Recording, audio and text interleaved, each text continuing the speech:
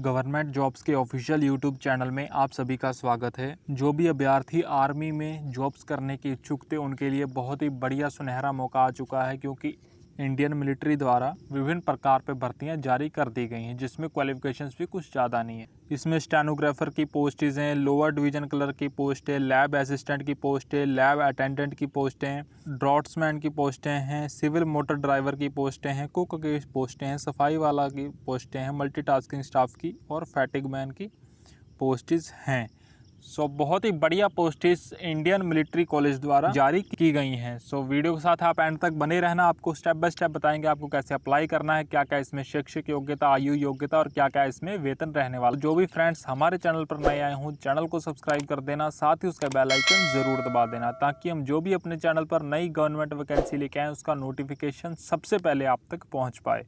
तो चलिए फ्रेंड्स, करते हैं वीडियो स्टार्ट। सीधा आपको ले चलते हैं ऑफिशियल एडवर्टाइजमेंट पे, जो कि military college of telecommunication engineering की ऑफिशियल वेबसाइट पे जारी किया गया है। आपको बताएंगे कि आपको साइट पे जाके कैसे अप्लाई करना है और क्या क्या इसमें फीस प्रोसेस और सिलेक्शन प्रोसेस इसमें रहने वाला है। Applications are invited for the following posts from citizens of India. Bharat के निवासियों के लिए एप्लीकेशन इन्वाइटेड कर दी गई है, जो कि name of post, level in पे मैट्रिक्स। जो पहली पोस्ट रहने वाली है वो स्टेनोग्राफर की रहने वाली ग्रेड 2 में। इसमें जो लेवल 4 के अंतर्गत आपकी सैलरी रहेगी, स्टार्टिंग सैलरी 25,500 से लेकर 81,100 रुपये तक की पर मंथ की सैलरी रहेगी। सैलरी बहुत ही बढ़िया, इसमें एक्सपीरियंस के अकॉर्डिंग आपकी और भी आगे प्रमोशन के अकॉर्डिंग बढ़ती रहेगी। इस वैकेंसी पे 2 पोस्टेज रहने वाली हैं। कैटेगरी वाइज अगर डिस्ट्रीब्यूशन किया जाए इसे, तो यूआर की, जनरल की एक है इसमें, और ईडब्ल्यूएस की कोई नहीं है, एससी की कोई नहीं है, एसटी की कोई नहीं है और ओबीसी की एक है। तो इसमें कुल मिला के 2 वैकेंसी है, एक जनरल की और एक ओबीसी की। नेक्स्ट पोस्ट के लिए बढ़ते हैं, जो कि लोअर डिवीजन क्लर्क की जारी की गई है। उसमें भी सैलरी जो रहेगी वो लेवल 2 के अंतर्गत आएगी, यानी कि 19,900 से लेकर 63,200 रुपये पर मंथ की आपकी सैलरी रहेगी।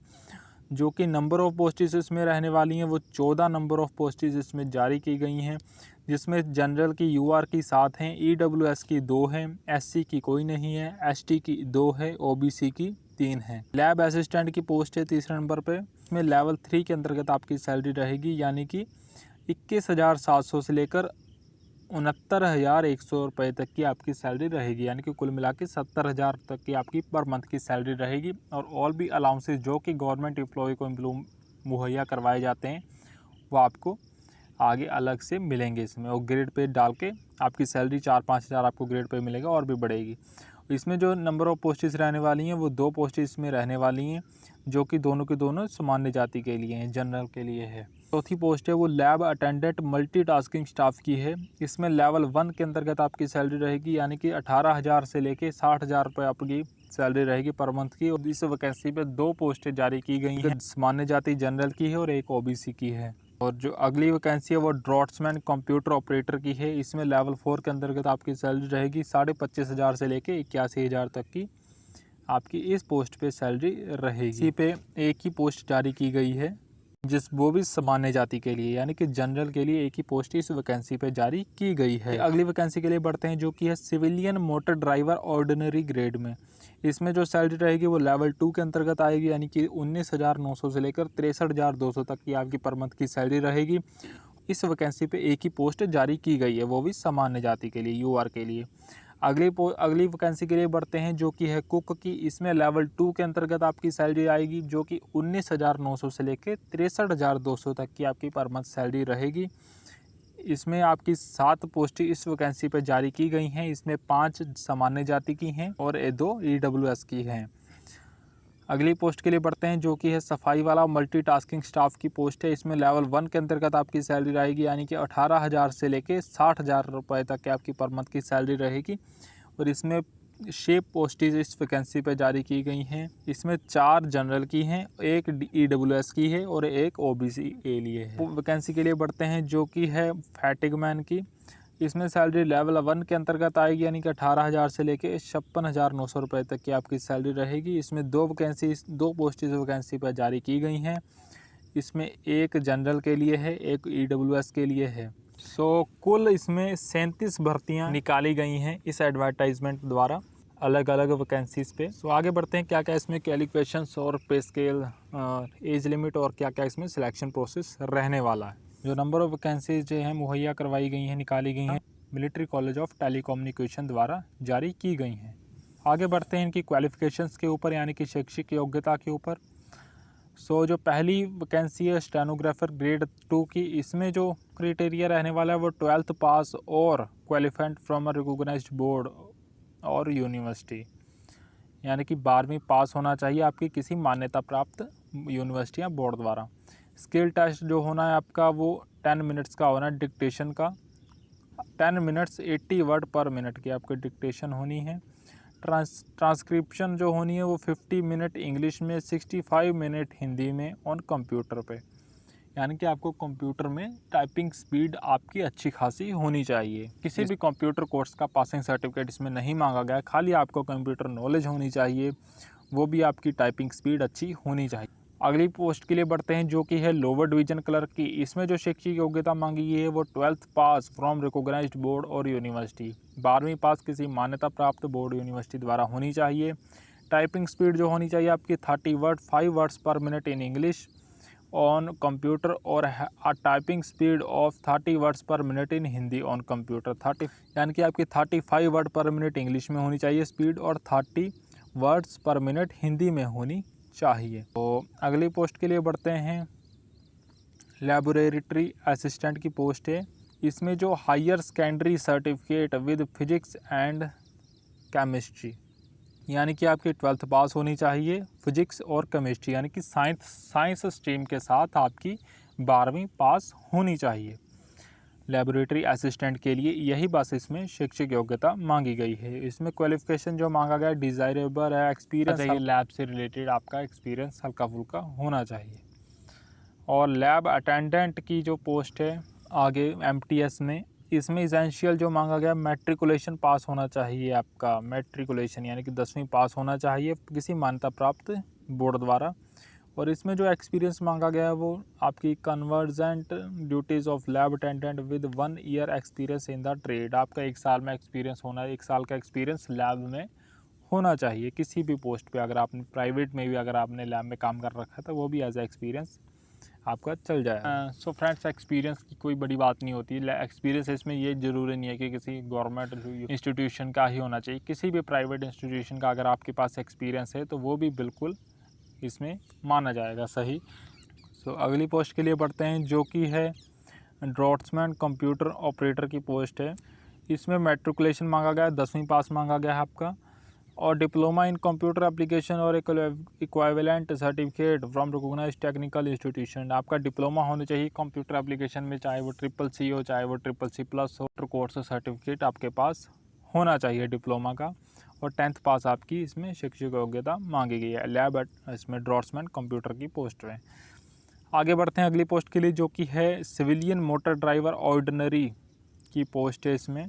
इसमें जो शैक्षिक योग्यता मांगी गई वो मैट्रिकुलेशन मांगी गई है, यानी कि 10वीं पास इसमें मांगी गई है, और must possess the civilian driver licence of for heavy vehicle and have 2 year experience of driver such vehicles, आपके पास मैट्रिकुलेशन 10वीं पास होनी चाहिए और साथ ही उसके आपके पास हैवी ड्राइविंग लाइसेंस होना चाहिए।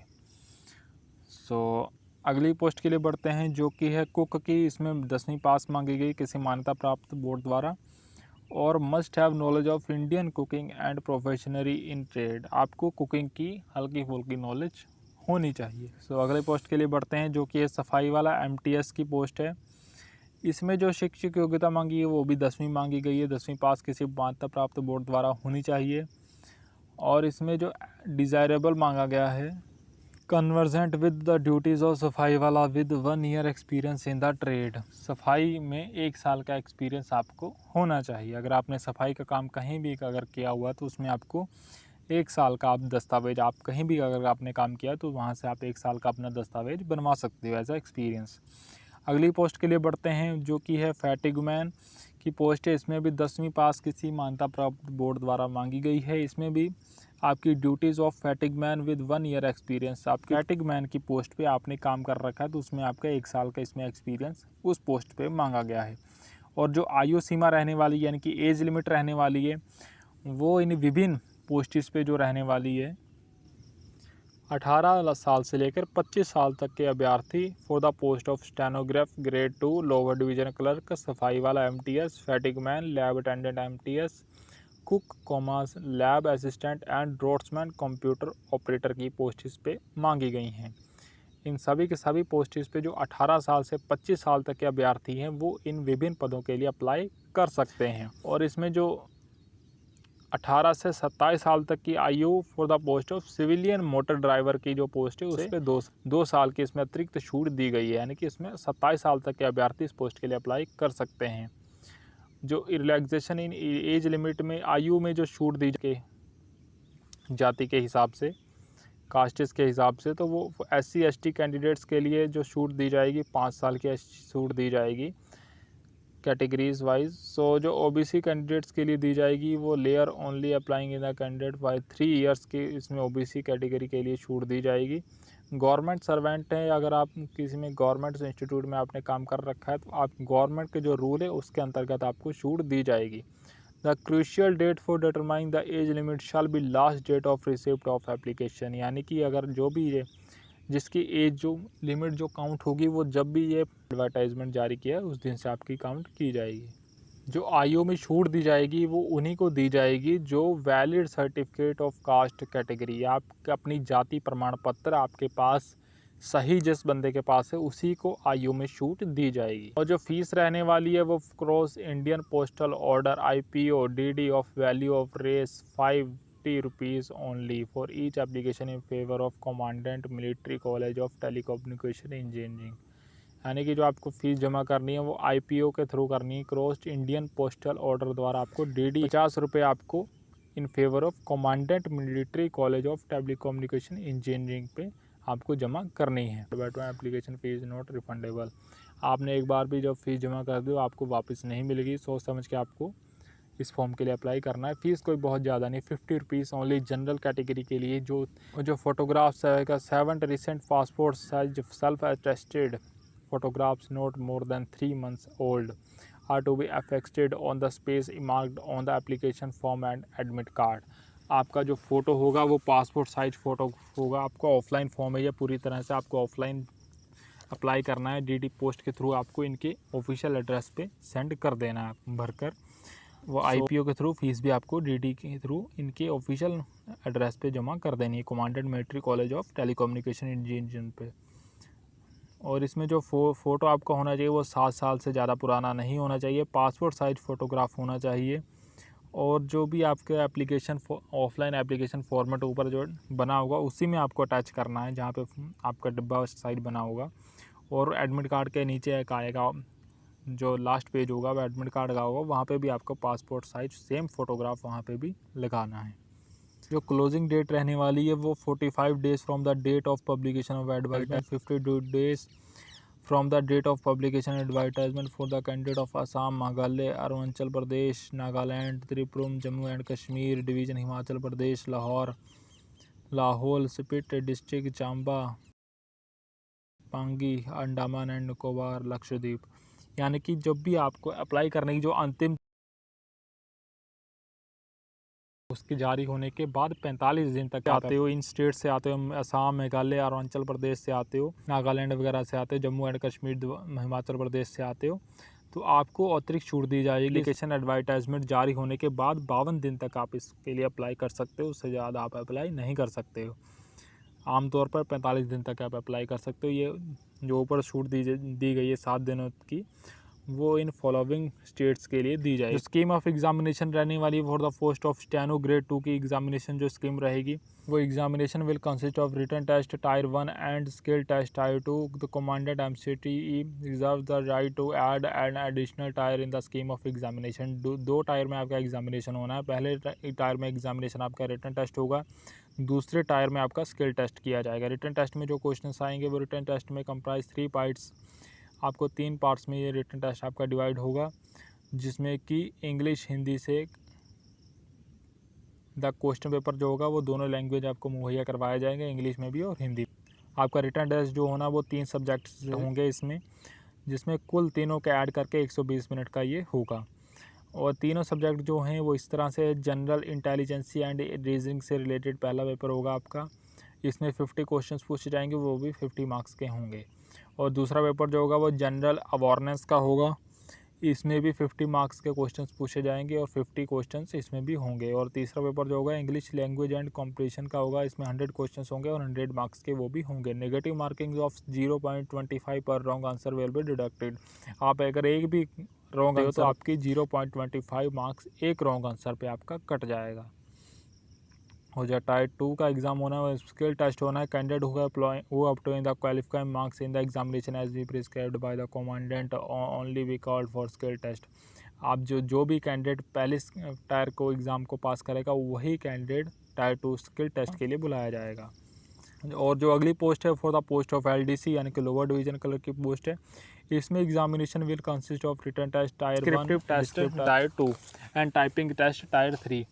आपके इसमें 3 टायर में आपके एग्जामिनेशंस होने हैं, 3 स्टेजेस में। जो टायर 1 होगा इसमें रिटन टेस्ट होगा आपका। रिटन टेस्ट जो होगा वो इंग्लिश हिंदी में आपको दोनों में लैंग्वेज में मुहैया करवाया जाएगा। इसमें 75 मिनट का रिटन टेस्ट होगा आपका। इसमें भी आपके 3 पेपर इसमें भी पूछे जाएंगे। 3 पेपर में आपका रिटन टेस्ट होना है। पहला पेपर जो होगा वो जनरल इंटेलिजेंस एंड रीजनिंग का होगा। इसमें 25 क्वेश्चन पूछे जाएंगे और वो भी 50 मार्क्स के होंगे, यानी कि एक क्वेश्चन 2 नंबर का होगा इसमें। और दूसरा टेस्ट जो होगा वो इंग्लिश लैंग्वेज का होगा। दूसरा पेपर जो होगा वो 25 क्वेश्चन में पूछे जाएंगे, वो 50 मार्क्स के होंगे। तीसरा जो पेपर होगा वो क्वांटिटेटिव एप्टीट्यूड का होगा, वो 25 क्वेश्चन में पूछे जाएंगे और वो भी 50 मार्क्स के होंगे। इसमें आपकी निगेटिव मार्किंग जो होगी वो आधा नंबर कटेगा, 0.50 मार्क्स आपके कटेगा, यानी कि आधा नंबर आपका कटेगा एक रॉन्ग आंसर पे। और जो टायर 2 होगा वो डिस्क्रिप्टिव पेपर होगा आपका। इसमें 100 मार्क्स के पूछे जाएंगे। पेन एंड पेपर मोड आपका पेपर होगा ये। और इसमें जो ड्यूरेशन दी जाएगी आपको, टाइमिंग लिमिट दी जाएगी, वो 1 घंटे की आपको टाइमिंग लिमिट इसमें दी जाएगी।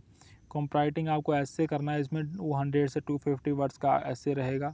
लेटर एप्लीकेशन आपको राइट करनी है, वो 150 से 200 वर्ड्स तक की आपकी लेटर एंड एप्लीकेशन जो रहेगी। आपको कितने minimum passing marks tyre 2 exam descriptive paper के लिए चाहिए, वो 33% इसे पास करने के लिए चाहिए। और टायर 3 के एग्ज़ाम्स के लिए बढ़ते हैं, जो कि है स्किल टेस्ट का। इसमें टाइपिंग टेस्ट को will be included for those candidate who qualify in written test, यानी कि जिससे written test tier 2 exam pass करेगा उसी को टायर 3 के लिए बुलाया जाएगा।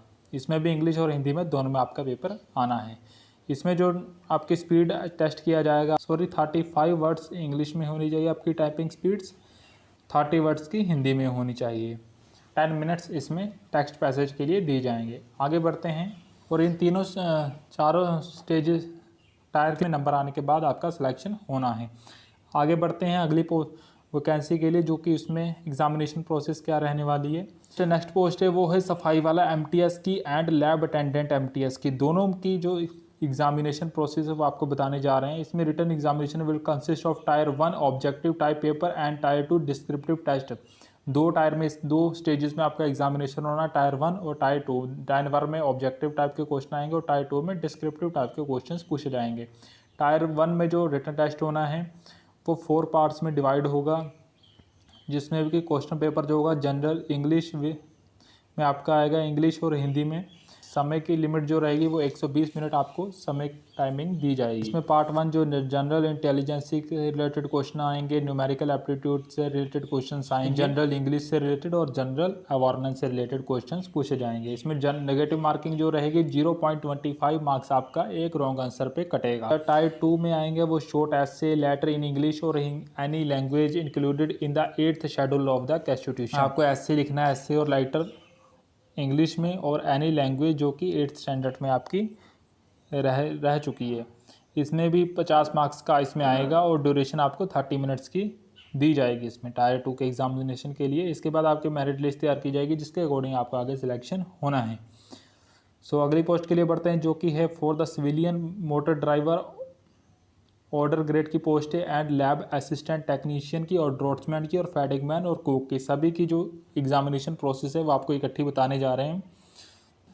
ए selection of candidate will be based on written test and skill practical test quality disqualify, यानी कि इसमें आपका रिटन टेस्ट होना है, स्किल टेस्ट होना है, प्रैक्टिकल टेस्ट होना है, जिसके अकॉर्डिंग आपको सिलेक्शन कैंडिडेट को सिलेक्ट किया जाएगा। रिटन टेस्ट में जो होना है वो आपके 90 मिनट की इसमें टाइमिंग लिमिट दी जाएगी, जिससे रिलेटेड आपके 5 पेपर इसमें आने हैं, 4 पेपर आपके पूछे जाएंगे, जो कि जनरल इंटेलिजेंसी, रीजनिंग से, न्यूमेरिकल एप्टीट्यूड से, जनरल इंग्लिश और जनरल अवेयरनेस से होंगे, जिसमें नंबर ऑफ़ क्वेश्चंस 25 क्वेश्चंस इसमें हर एक पेपर में पूछे जाएंगे और वो 25 मार्क्स के होंगे।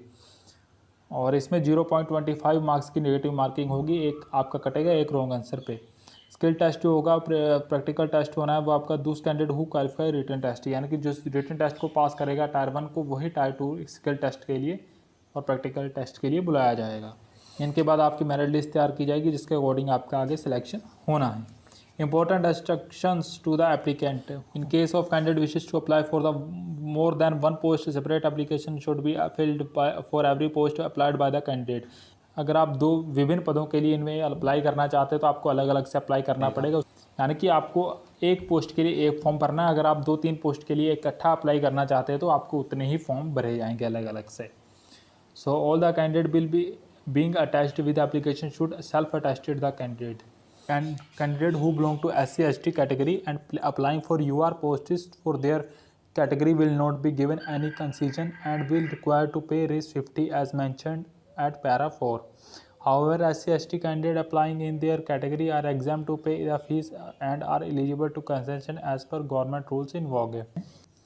अगर SC/ST अभ्यर्थी जनरल यानी कि सामान्य जाति की पोस्ट के लिए अप्लाई कर रहे हैं तो उनको जो भी जनरल को फ़ीस पे करनी है तो वही फ़ीस उन्हें भी पे करनी पड़ेगी, यानी कि 50 रुपीज़ उन्हें भी पे करनी पड़ेगी।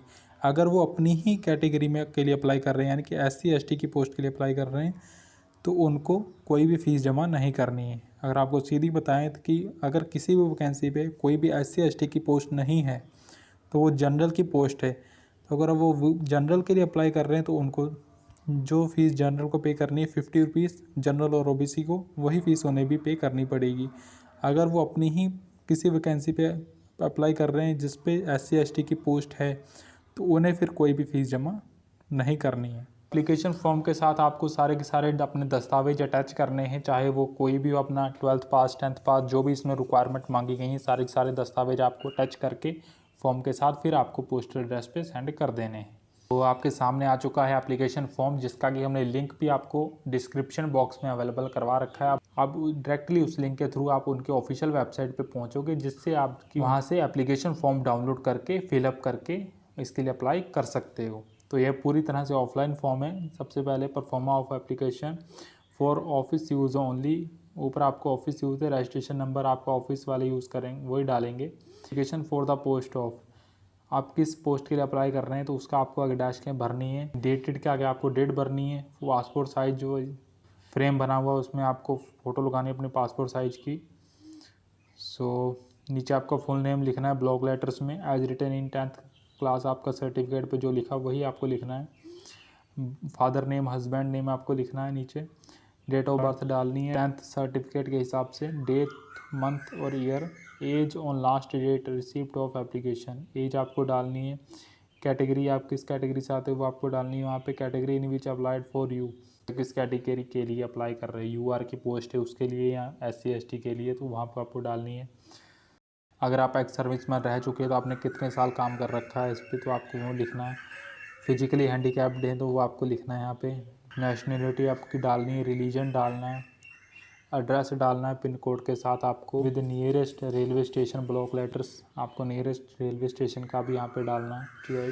मोबाइल नंबर डालना है और यहाँ फिर लैंडलाइन नंबर भी आप डाल सकते हो STD कोड के साथ। आधार नंबर डालना है आपको, ईमेल ID डालनी है और details of academic technical professional qualifications के आपको डेट डालनी अपनी इसमें क्वालिफिकेशंस डालनी है आपको क्या क्या है आपकी। Name of the exam passed, आपने कौन सा एग्ज़ाम पास कर रखा वहाँ पे डालना है। ईयर ऑफ पासिंग, किस साल में आपने पास किया वो डालना है। Name of recognised university board, किस बोर्ड द्वारा आपने पास किया वो आपको डालना है। कितनी परसेंटेज आपने ऑब्टेन की है वो आपको डालनी है। डिवीज़न डालनी है, रिमार्क्स डालना है, एक्सपीरियंस है तो वो आपको डालना है। गवर्नमेंट अगर आप सर्वेंट रह चुके हो तो वो आपको डालना है। डिक्लेरेशन है, नीचे शब्द पत्र है आपको। I have be declare the statement application is true, अगर आपने जो भी अपने एप्लीकेशन में इंफॉर्मेशन भरी हुई है वो ट्रू है। कोई भी अगर मेरी गलती पाई गई उसमें इंफॉर्मेशन में, मेरा ये ऑफलाइन फॉर्म पूरी तरह से निरस्त कर दिया जाए, मैं इसका खुद जिम्मेदार हूँगा। यहाँ पे आपके लिखा हुआ है आपका, नीचे आपको सिग्नेचर कर देने हैं नेम के सामने। पोस्टल एड्रेस डाल देना आपको, डीआर नंबर डालना है, डेट डालनी है, self attested copies of certificate आपको डालना है, वहाँ पे थंब डाल देना अपना यहाँ पे नेक में। एडमिट कार्ड पे भी आपको नीचे अपनी फ़ोटो साइज आप फ्रेम बना हुआ वहाँ पे डालनी है। नेम ऑफ पोस्ट अप्लाइड, जिस पोस्ट के लिए अप्लाई कर रहे हो कैंडिडेट का नाम डालना है, फादर नेम डालना है, कैटेगरी डालनी है, आपको किस कैटेगरी से आते हो, किस कैटेगरी के लिए अप्लाई कर रहे हो, मोबाइल नंबर डाल देना है, कम्युनिकेशन एड्रेस डाल देना विद पिन कोड के साथ। सो ये तो था पूरा फॉर्मेट फ्रेंड्स। बैंक डिटेल्स आपको डाल देनी है जिसमें आप इसकी फ़ीस अप्लाई कर रहे हो, फीस जमा कर रहे हो। अकाउंट नंबर डाल देना, टाइप ऑफ अकाउंट डाल देना, 11 डिजिट IFSC कोड डाल देना आपको। आपका खुद का अकाउंट होना चाहिए। डिस्क्रिप्शन बॉक्स में जाना है, वहाँ पे आपको लिंक हमने अवेलेबल करवा रखा है। उस लिंक के थ्रू आप अगर आप उस लिंक पे क्लिक करोगे आप सीधे उनकी ऑफिशियल वेबसाइट पे पहुँच जाओगे, जहाँ से आप सीधा उनका एप्लीकेशन फॉर्म, विभिन्न भर्तियों की जो एप्लीकेशन फॉर्म है आपको डाउनलोड करके उसे फिलअप करके जमा कर सकते हो। तो आशा करते हैं फ्रेंड्स आज की वीडियो आप सभी को बढ़िया लगी होगी। तो जो भी फ्रेंड्स हमारे चैनल पर नए हैं चैनल को सब्सक्राइब कर देना, साथ ही उसके बेल आइकन जरूर दबा देना, ताकि हम जो भी अपने चैनल पर नई गवर्नमेंट वैकेंसी लेके आए उसका नोटिफिकेशन सबसे पहले आप तक पहुँच पाए।